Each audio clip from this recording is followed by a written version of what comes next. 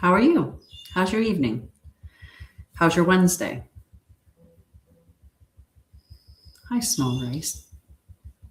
Hi, Salasia. Hello, sweetheart. How are you? Right. You're like, I got to find the right channel. That one's fine and well, but it has to be this one. Hi, Brenda. How are you? Hi, Brian. I don't know if you stayed. I don't know who stayed, but I saw names.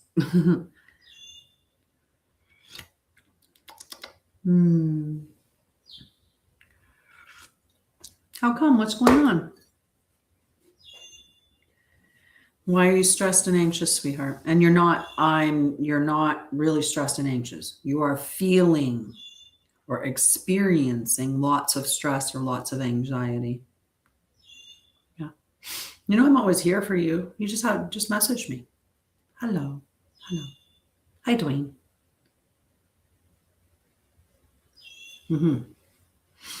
Tomorrow is there's it's just me and Carol. Okay. Do you want me to invite you when me and Carol join in our meeting and you can talk with both of us? You can hang out with both of us for a little bit. I'm not sure what time. We've kind of left it open-ended. I'll set the next ones up a little bit more in advance. It was kind of one of those, I have to get these done. The week, the months, the days go by so fast sometimes. It's just, yeah. But I can send you, are you working tomorrow or doing something tomorrow? Like, is there a time when you're free and a time when you're not free? Okay. Yeah, I'll send you the message, but you can always connect with me when there's time for you as well. Okay. Okay. Okay. I love you. I did something today. I changed my desk around so that I get to look out the window. So the patio doors are in front of me, which is why you're seeing this picture behind me. So you get the Hugs for Homeless. You can see it on those two screens, not so much on this one, but yeah. So we're going to talk about embodied spirituality. That's what we talk about on Wednesdays. There's nothing extra on Wednesdays. On Saturdays, the extra is the global meditation. On Sunday, the extra is that I do a celestial check-in. So I check in with the energies of the sky, what's happening with the planets, where they're moving, where they're transits, and all of that stuff. And I talk about, the lunar cycles and things too. So yesterday we had a new moon in Cancer. So that's going to make us be applying our energy more towards our home and our inner environment, because that's what Cancer is looking after. And it'll be a time to be very nurturing. Maybe a good time to start some new healthy practices for yourself or for your home. Yeah. But we're going to talk about a bunch of different things in regards to spirituality. And I would love for you guys to join in the conversation. You're going to ask any questions that you want to ask. I will be checking in at one point on the energies using the Oracle or Tarot cards. So I'll do an energy check-in with that. But yeah, there's lots of different things that we can talk about. I'm writing several books simultaneously, although trying to finish the one before all the other ones. But my brain just gets all these ideas and then I want to start writing them down. And once I start writing them down, then I start writing them really fast. And then I'm like, oh, wait. We were writing this book. And I want to finish things. I don't want to just start them. I want to finish them. Hello. Hello. A vibrator. I like, yeah, I should. That's a really good one. He told me I had a really great vibe. And then put the word vibe with the word raider, and I need one of those. Not that it, but it was separate. It was very cute, very smart, very smart. People try to get you on stuff like that all the time. Oh, I love you too, sweetheart. I really do. Hee hee. So yeah, I've been doing a bunch of different things.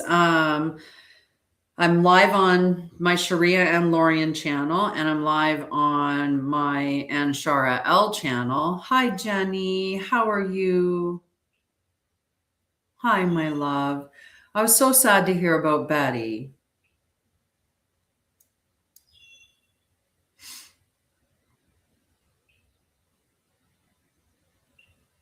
I was very happy to hear about your trip, though.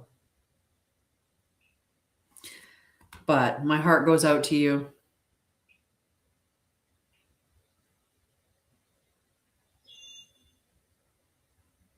Losing a pet is never easy at all. And nobody wants to think about their pet. Right? And that's the important thing. She was such a sweetheart. They all are. They're all just the goodest, right? They're always just the goodest.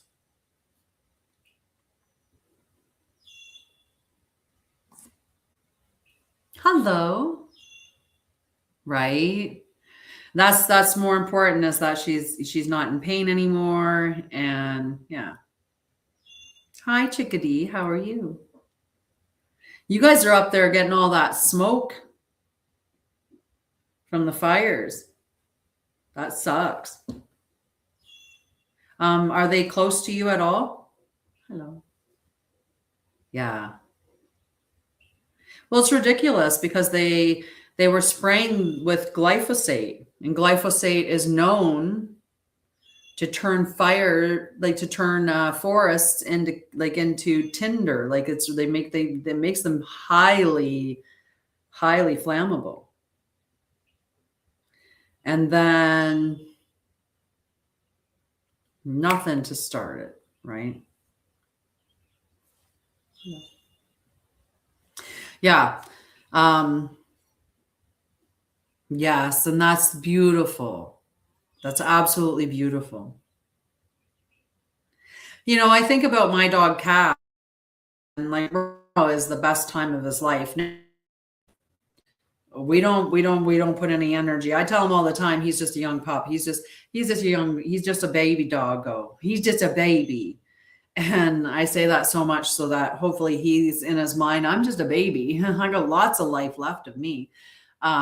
If it works, great. But I'll treasure every day that I have with him. Yeah, like being in Alberta when they had the Fort McMurray fires, it's understandably how scary it is. Mm-hmm. Yeah. Which area are you living in? Oh, shoot, I covered up my screen. Yeah. I wouldn't see if anyone was there. That was not good. Not good. But we're good now. Well, I'm going to send you lots and lots of beautiful, loving energy, okay, and compassion. And do know that she is absolutely okay. I love you, sweetheart. Yeah, a lot of smoke up there, hey? Yeah.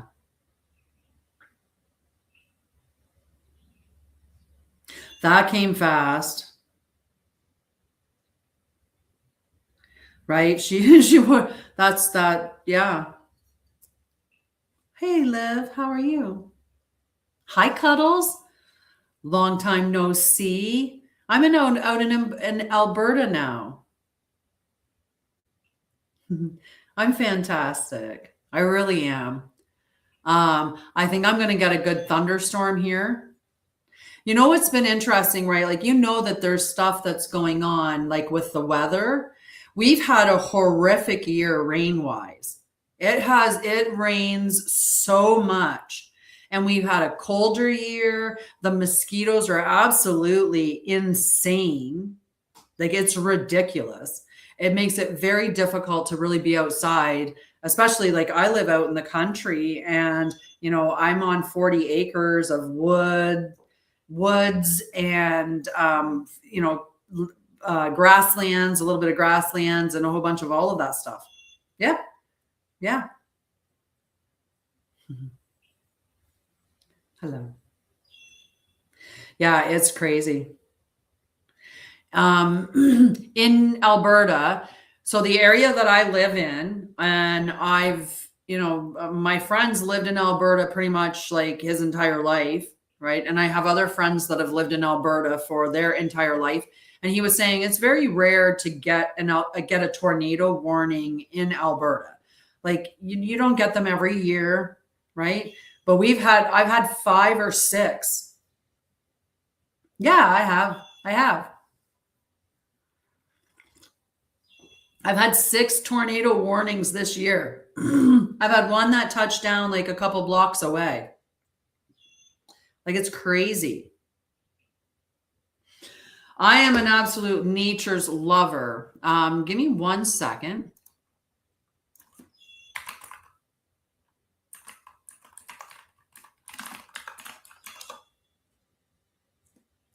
Yeah, they've continuously seems to just avoid me. Right? Yesterday we had a yellow tornado warning. Today we had an orange tornado warning. And the clouds that are coming in now definitely look like, you know, thunderstorm-ish. Yeah. And that's not usual. That's not usual at all. And that's what we have to get back to. We have to get back to the point where we're like, we start to believe our own eyes and trust our own selves. But we've been giving that away for so long. We just believed that the scientists were always telling the truth, that Food and Drug Association or Health Canada or those things were for the people, not for the pharmacologies or like for the pharmaceuticals or for the government or for, right? Like all the lies and manipulation that had us thinking that, you know, we could trust authority or we could trust those people that claimed to have knowledge. Right. And now we're learning that they were the biggest deceivers of them all and are the ones doing all of this stuff. But a lot of people don't see it. They don't want to see it. And you can't make them. You can point it out to them. You can show them all the evidence that you wanted, and they're just, nope, nope, nope, nope. You know, there's numbers of days where you see just perfectly blue skies. So for all the people that believe that condensation trails exist, short ones and long ones, right? They think that those exist and it's just condensation, and condensation is due to temperature and ice crystals forming and dissipating and blah, blah, blah, blah, blah. Right? So on the days when the skies are perfectly blue, what do they think? There's no planes flying that day. There's no traffic. Or if they see a plane flying and there's nothing coming out behind it, do they believe that that plane's flying at a special altitude where it's not that cold? Do they think that a day that it's 32 and there's lines everywhere, that day was cold enough, but the day that it was 20 degrees out, it wasn't? Wouldn't that mean that every single plane that flew in the wintertime would always be dispersing cloud? Because it's the winter time, so the air is cold. Like, you wouldn't be able to fly a plane in Alberta because it would take off from the airport and immediately all of the vapor coming out, the exhaust coming out would turn into cloud and it would be a hazard. You wouldn't be able to fly it. It's minus 40. How would you fly in minus 40 if that's the case, right? Like, I don't understand why people don't think about all of it, all of the things. And when it doesn't make sense, then you know it doesn't make sense for a reason. So someone's faking the information. And do you think it's somebody that stands to gain from it or the person that doesn't stand to gain from it? That's research 101. Who stands to benefit from the research being skewed in this particular way? They came out with a study and they actually looked at research papers, and apparently 50% or more than 50% of all research papers cannot reduplicate the what they found in their studies. They've tried and tried and tried to duplicate the results and cannot, which proves that they were faked studies and they were just implemented, and people have worked off of these studies, like hospitals, nurses, like a lot of them are medical studies that they faked. It's crazy. Crazy.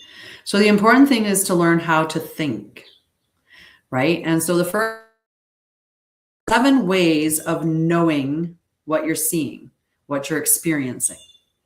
One way is observing it.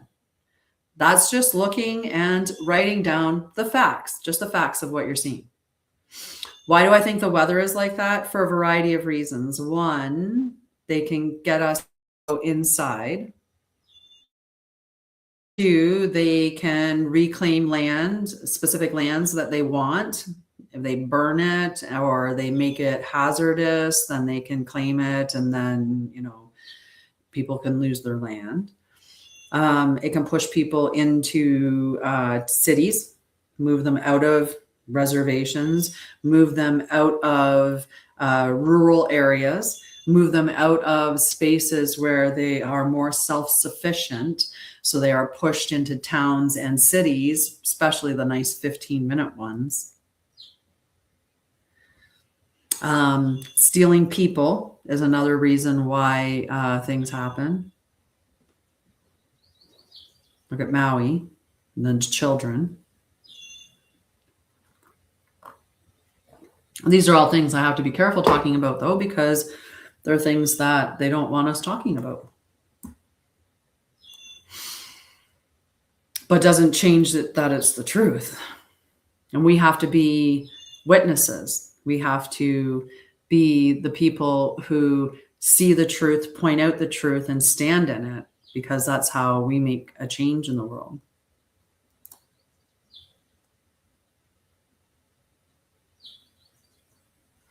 I will, sweetie. I'll check it out after the call. So what I want to do is to help teach you how to think critically, how to think for yourself, how to discern, how to find out what information is real.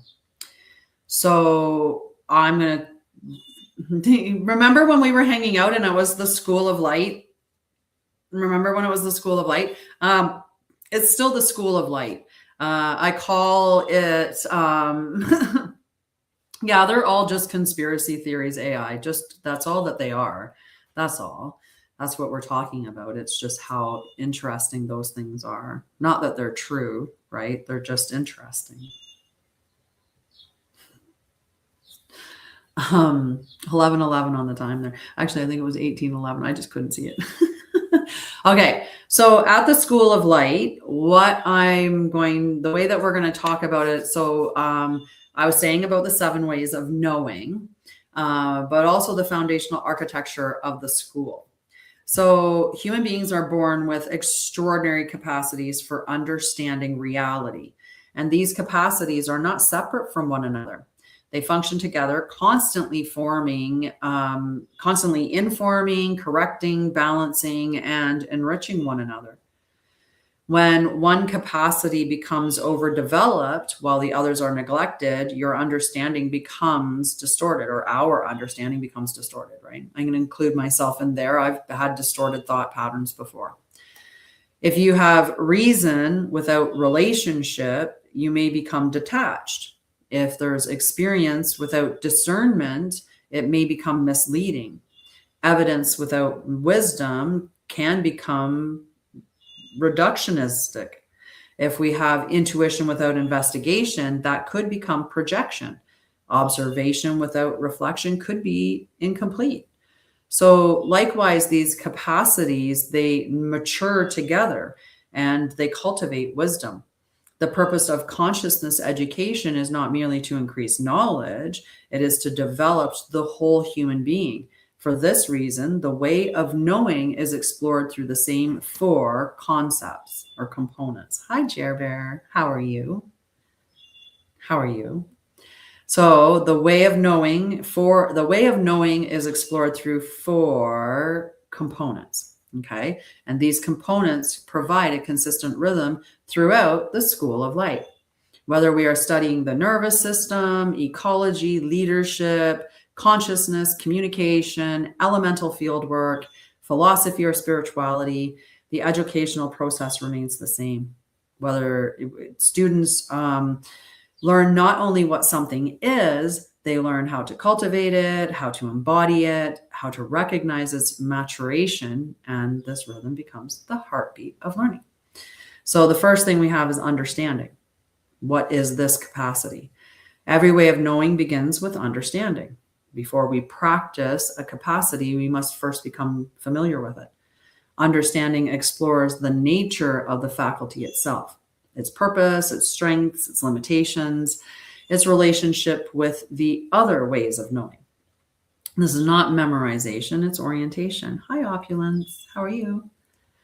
It's orientation. So students begin to ask questions such as, what is observation? What is reason? How are you? I'm doing quite well. What is intuition? What is evidence? What is contemplation? These are the ways of knowing, right? Why has humanity relied upon this capacity throughout history? How does this capacity contribute to understanding reality? How can it become distorted? Right? Like I talked about with research, if the person that is funding the research stands to gain from the research being in a specific direction, then that conflict of interest that exists has to at least be flagged when you're looking at something, when you're learning about something, right? So what disciplines cultivated most deeply as well. So each way of knowing has its own history, its own language, its own methods, and its own gifts. Understanding provides that conceptual foundation upon which all later learning is built. Yet understanding alone is never sufficient. Knowing about something is fundamentally different from knowing through it. So that's the first part, is understanding. Then 2 is investigation. So how do we cultivate this capacity? Knowledge grows through participation. Every way of knowing must be exercised. Observation develops through observing. Surprise, right? Reason develops through reasoning. Relationship develops through relating. Contemplation develops through contemplating, right? Investigation forms through or transforms into living experience. It's how we transform information into living experiences, through investigation. And throughout the School of Light, investigation takes many forms. Careful observation, thoughtful dialogue, scientific inquiry, nature immersion, reflection, experimentation, embodied practice, creative exploration, journaling, community discussion, and silence. Questions become tools rather than tests. Mistakes become information rather than failure, and students are encouraged to investigate rather than defend. To remain curious than merely certain. The goal is not agreement. The goal is increasing clarity. Every investigation asks, what do I observe? What assumptions am I bringing? What surprised me? What remains uncertain? Love you. Have a good night. And how has this investigation refined my understanding? The investigator becomes increasingly skilled, not because every answer is found, but because better questions continue to emerge. And it brings us always back to that. Truth does not fear investigation. That's my thing here. Truth does not fear investigation. So we can investigate it. If somebody shuts you down from investigating something, then what are they hiding? Now, they talk about this when they talk about surveillance in that way, like, oh, if you're a good citizen, you have nothing to hide, so you shouldn't fear being surveilled.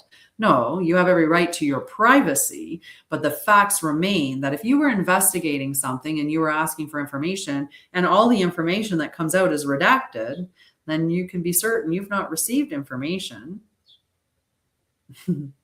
Right? So the investigation has been closed and you're not accessing that. So because they're closing that off, that's telling you there's something there that fears investigation. They don't want you to know the truth. Number 3 is embodiment. So how does this become a part of my life? Understanding changes the mind. Embodiment changes the person. Many people accumulate remarkable knowledge while their lives remain unchanged. Consciousness education seeks something deeper.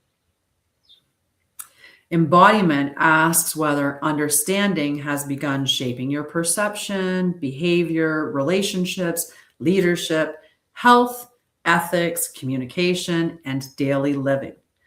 Can I observe without immediately judging?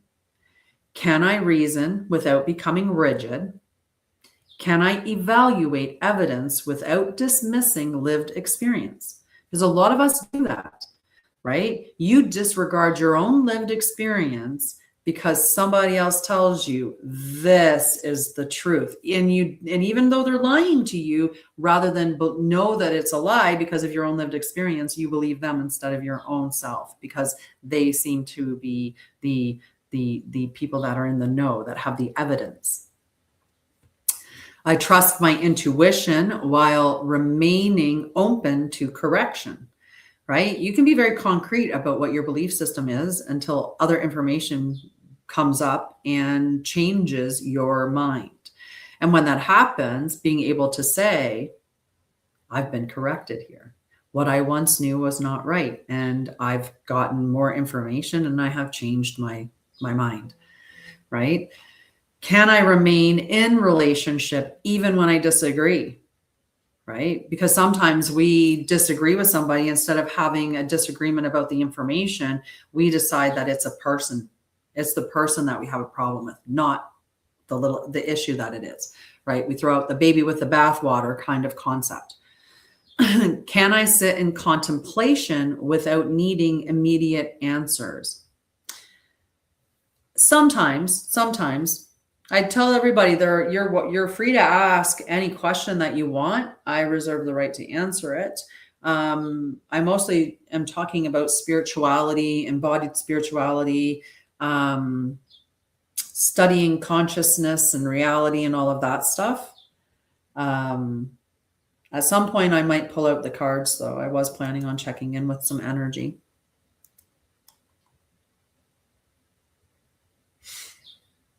So embodiment is revealed through ordinary life, how we listen, how we respond to conflict, how we care to our bodies or for our bodies, how we relate to nature, how we lead, how we serve, how we make decisions, how we hold uncertainty. Information becomes wisdom only when it enters the way we live. Embodiment, therefore, represents the bridge between learning and being. All right. Mastery is number 4. So how does this capacity mature? Mastery is often misunderstood. It is not perfection. It is not superiority. It is not possessing all the answers. True mastery is characterized by increasing refinement, increasing humility, increasing discernment, and increasing consistency. A master observer notices subtleties without rushing toward conclusions. A master thinker remains willing to revise understanding when new evidence emerges. A master scientist welcomes questions. A master naturalist continues learning from the land. A master contemplative does not become attached to extraordinary experiences. A master teacher continues to be a student. The deeper our understanding becomes, the more we recognize how much remains to be discovered. This is not discouraging, it is liberating. Mastery replaces certainty with confidence grounded in continual learning. Students, therefore, do not complete a way of knowing, they continue cultivating it throughout life. Every season, every relationship, every challenge, every discovery, every chapter of life offers another opportunity to deepen these capacities. Learning is not an event, it is a lifelong relationship with reality. Hi, honey, how are you? The living spiral. The 4 components are not linear steps to be completed all at once. They function as a living spiral. Understanding inspires investigation. Investigation deepens embodiment. Embodiment reveals the next level of mastery. Mastery expands understanding. And the cycle begins again. Each journey through the spiral reveals greater depth. The same lesson studied at 20 years of age will reveal something different at 40. The same forest walked in the spring will teach differently in the winter. The same question asked after profound loss may open wisdom unavailable during comfort. Growth is therefore not measured by how much information we possess. Growth is measured by the increasing depth, clarity, integrity, and compassion with which we engage reality. This is the educational philosophy of the School of Light. We do not seek merely educated minds, we seek integrated human beings. People who observe carefully, reason clearly, examine evidence honestly, honor lived experience, cultivate meaningful relationship, listen deeply to intuition while practicing discernment, enter contemplation with humility, then return to the world prepared to serve life with wisdom. This is not the completion of learning. It is the beginning of a lifetime devoted to the joyful investigation of reality. There. And alrighty, I guess we'll just end right there and leave it at that for today.